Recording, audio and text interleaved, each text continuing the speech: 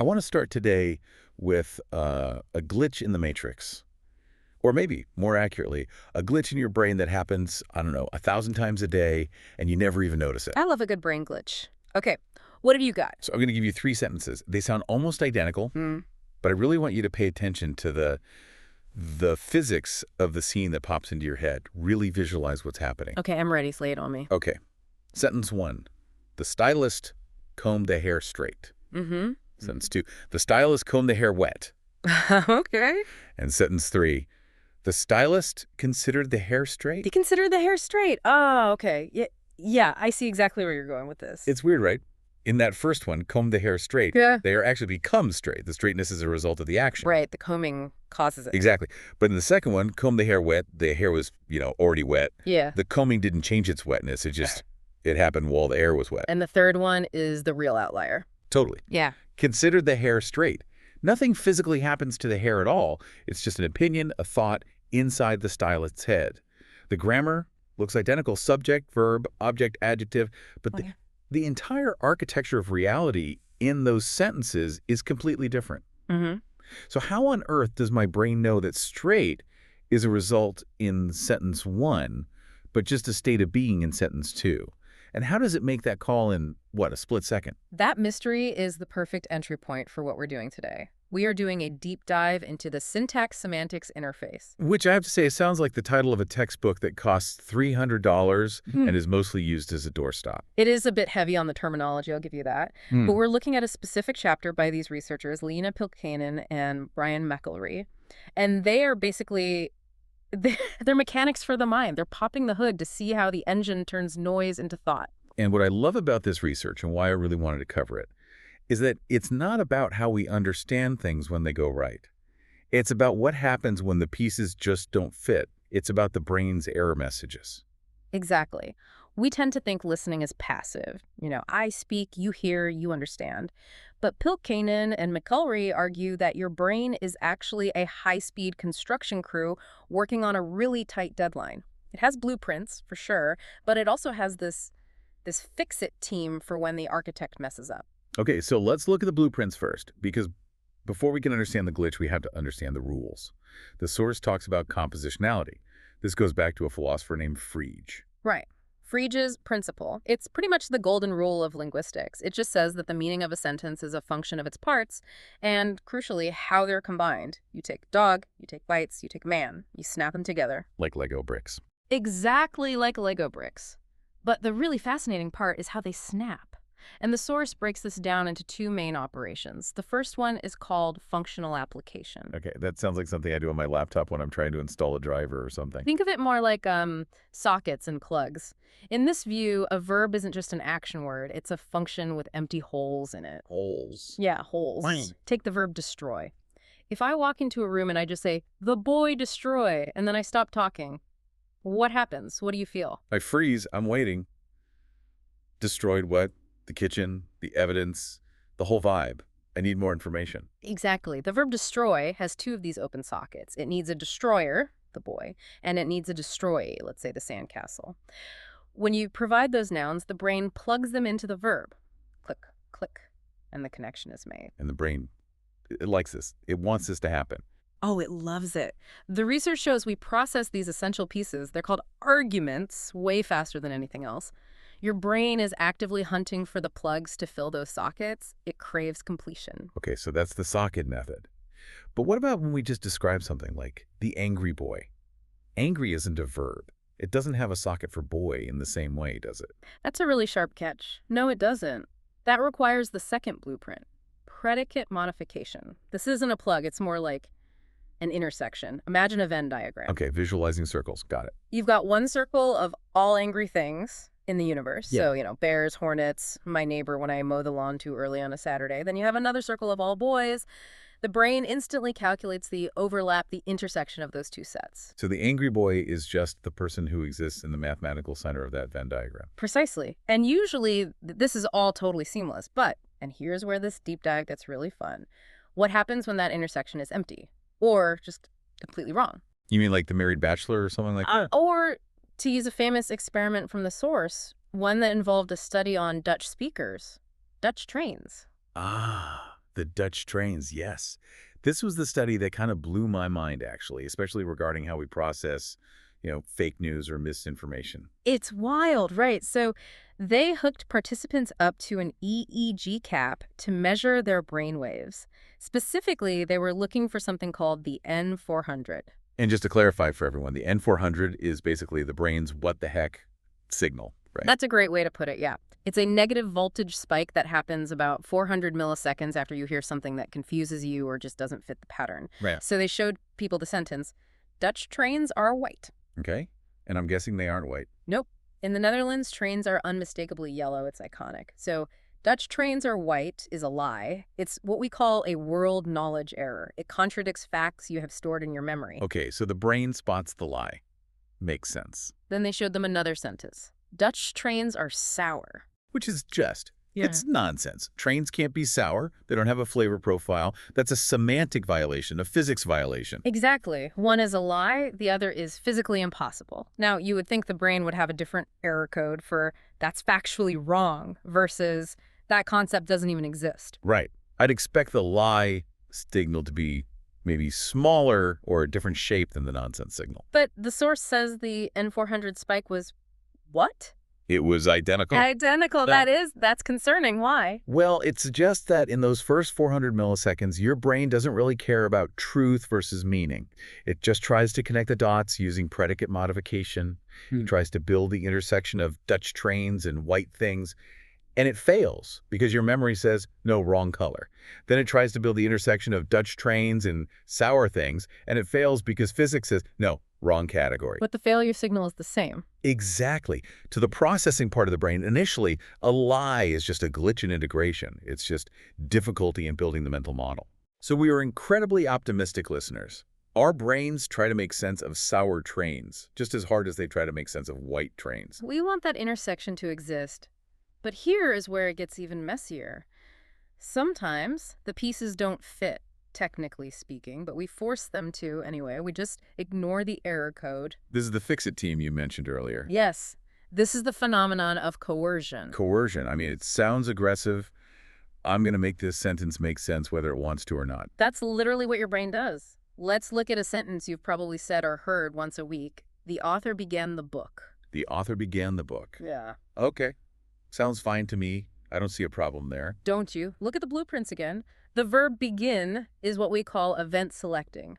It wants an action. You begin writing. You begin reading. You begin dancing. Okay, I see. It's expecting a verb, or at least an event. But the book isn't an action. It's an object. It's a brick of paper sitting on a desk. Technically, began the book is a type mismatch. It's like you're trying to plug a toaster into a water faucet. But I understand it instantly. I know it means began writing or began reading. My brain just fills it in. You do. But how? That's the billion-dollar question in psycholinguistics. For a long time, there was this theory called the silent verb theory. Which is exactly what I just did in my head. I assume my brain just sort of whispers the word writing into the gap. So I hear began the book, but I actually process began writing the book. It really feels like that, doesn't it? We just fill in the blank. But Pilkinen and McElry argue that this is actually wrong. Why? I mean, it seems like the simplest explanation. Why complicate it? Because of adverbs. And this is a really clever bit of linguistic detective work. Listen to the sentence. The man finished eating the meal slowly. Okay, he's eating. He's doing it slowly. Simple enough. Right. The adverb slowly modifies the verb eating. Now let's take the coerced sentence. The man finished the meal slowly. He finished the meal slowly. Now, if there was a secret silent word eating hidden in that sentence, the adverb slowly should be able to attach to it. It should mean he ate the meal slowly. But it doesn't quite mean that, does it? He finished the meal slowly, sounds like he was stalling on the last few bites. Or the act of finishing itself took a long time. The finishing was slow. Exactly. It modifies the finishing, not the eating. If the word eating were really there, hiding in the grammar, we should be able to modify it, but we can't. That is really subtle. Okay, if you want something less subtle, let's look at passives. This is the real nail in the coffin for the silent verb theory. Okay, hit me. If I say, the book was begun by the author, that works perfectly, right? Totally. The book was begun by Stephen King in 1974. Sounds normal. Now, if there's a secret silent word writing tucked in there, we should be able to just expose it. We should be able to say, The book was begun to be written by the author. Ugh. No, the book was begun to be written. That sounds so clunky. It's just wrong. I would never say that. Exactly. If the word writing was just hiding there, pulling it out into the open shouldn't break the sentence. The fact that it sounds terrible tells us the brain isn't just inserting a word. It's doing something much, much more complex. So if it's not inserting a word, what is the Fix-It team actually doing? It's taking the concept of book, a physical object, and it's coercing it into an event. It is fundamentally changing the ontology of the word. It's forcing the book to function as the process of reading the book. It's alchemy. It's turning a noun into a verb semantically. Semantically, yes. It turns a thing into a happening. And here is the kicker. This alchemy is expensive. Expensive how? Like, does it burn more calories? It costs time, milliseconds. But in the world of brain processing, milliseconds are an eternity. The source details these incredible studies using things like a self-paced reading task and eye tracking. How does that work? Are they just watching your pupils? Yes, and they also use this thing called a stop making sense task. Imagine you are sitting at a computer. You see a sentence, but it's all blurred out with dashes. You have to press a button to reveal the next word, word by word. Okay, so the press, author, press, began, dress. Exactly. And the computer is measuring, down to the millisecond, how long you pause on each word before you press the button for the next one. And what happens when people get to the author began the book? They stumble. Not a physical stumble, but a cognitive one. When they hit the word book right after began, there is a measurable, significant delay compared to reading a transparent sentence like, the author wrote the book. Even though book and began are kindergarten words. That's amazing. Yes. It's not about vocabulary difficulty, it's about construction cost. The brain hits that mismatch, wait a second, I need an event, but you gave me an object, and the Fix-It team has to rush in. They have to run this little subroutine to convert the object into an event before you can understand it and press the button. And that takes time. But surely context helps, right? If I tell you the carpenter was working all morning, and then the next sentence is, he began the table, you shouldn't stumble. You already know he's building. You have the context. You would think it's such an intuitive thought, but the source says, nope. Even with a strong preceding context, the brain still stalls on began the table. Really? It doesn't learn from the previous sentence. It seems the brain has to solve the grammatical puzzle locally every single time. It can't just skip the step because it knows the general gist. It has to build the structure correctly from the ground up. That's exhausting just to think about. It's like no matter how much I expect a curveball, I still have to physically swing the bat. I can't just will the ball into the field because I know it's coming. That's a great analogy. And we actually know where this mental batting cage is in the brain. I was going to ask, is this in the normal language center? Broca's area? Wernicke's? You'd expect so, right? Those are the classic language spots. But magnetoencephalography MEG data shows that this coercion process, this alchemy of turning objects into events, actually lights up the ventromedial prefrontal cortex, the VMPFC. That sounds very front of the brain, high-level stuff. It is. That's the CEO's office. It's involved in decision-making, conflict resolution, synthesizing complex information. This implies that understanding I started the book isn't just language in the traditional sense. It's complex problem-solving. So when I'm listening to a friend tell a story, I'm not just, passively recording audio.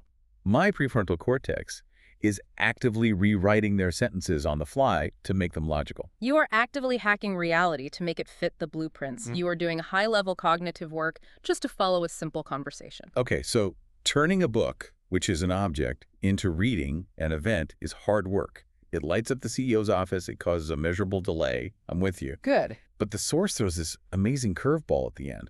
They talk about another kind of coercion that should be hard, but apparently isn't. Aspectual coercion. Aspectual, this has to do with time, right? The shape of time. Exactly. The shape of events over time. Let's look at the sentence. The girl jumped for 3 hours. My knees hurt just hearing that. Right. But look at the mismatch. The verb jump is a point action. It happens instantly. Up, down, done, maybe a second. Okay. A single point in time. But for 3 hours is a duration. It's a long stretch of time. You cannot fit a 1-second point action into a 3-hour box.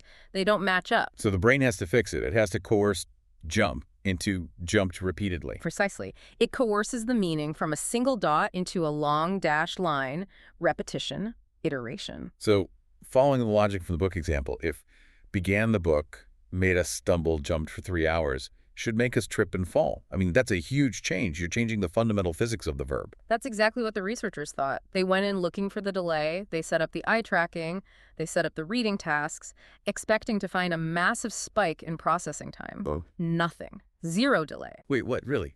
Began the book costs us time, but jumped for 3 hours is free. It appears completely transparent to the processing system, no cost whatsoever. Why? Why is one so expensive and the other one is so cheap? The analysis here is really deep, and I think it's the core of the whole chapter. It comes down to the difference between a sortal shift and an ontological shift. Okay, let's unpack those terms. Sortal shift. What's that? In The Girl Jumped for 3 hours, we are staying within the same category of being. We are staying within the realm of events.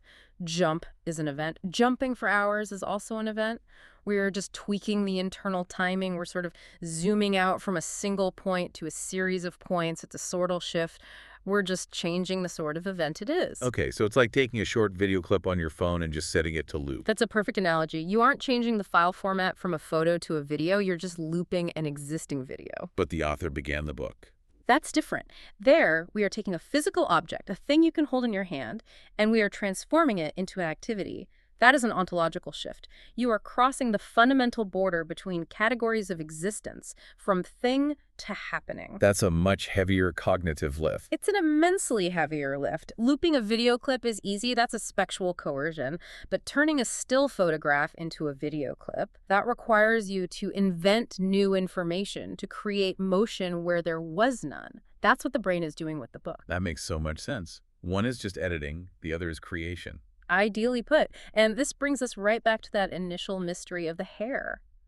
The stylist combed the hair straight. Right. My brain isn't just checking grammar. It's checking physics. It is. In combed the hair straight, it builds a result. In began the book, it hits a wall and has to build a conceptual bridge. This source essentially argues that we aren't just reading off a script when we listen to someone. We are running a massive real-time simulation, fixing errors and building structures all before the person even finishes their sentence. It really changes how you think about just sitting and listening to a deep dive like this. You feel like you're being lazy, but your ventromedial prefrontal cortex is actually running a marathon. It really is. And the source mentions something quite poignant towards the end. They talk about patients with aphasia people with brain injuries that affect their language. Right. What happens to them with these sentences? Some of these patients struggle specifically with these coerced meanings. They can understand the author wrote the book just fine, but the author began the book just leaves them confused. They can't make that leap from object to event. Because that fix-it team in their brain is offline. Exactly. The VMPFC might be damaged or disconnected. It suggests that a huge part of our fluency in a language isn't just knowing words. It's this incredible creative flexibility, this ability to bend concepts to fit together. You know, it makes you wonder if that ability to coerce meaning is located in the decision-making, problem-solving part of the brain. Are we ever really just objective listeners? How do you mean? Well, if I say something like, I enjoyed the movie, I'm engaging in coercion, right? I'm turning a reel, a film, an object, into an experience, an event. If I say I finished the coffee, I'm turning a liquid into an act. It feels like we aren't just reporting on the world, we are constantly, actively rewriting it to make it make sense to us. That is a profound thought. We're not just passive observers, we are active constructors of our own semantic reality second by second. So next time you hear a sentence that sounds a little weird, just take a second and remember, your brain is working overtime to make it work for you. And maybe give your VMPFC a break and just say what you mean. Exactly. Say, I started reading the book, save me the milliseconds. Thanks for listening to this deep dive into the machinery of meaning. Always a pleasure to unpack the mind. See you next time.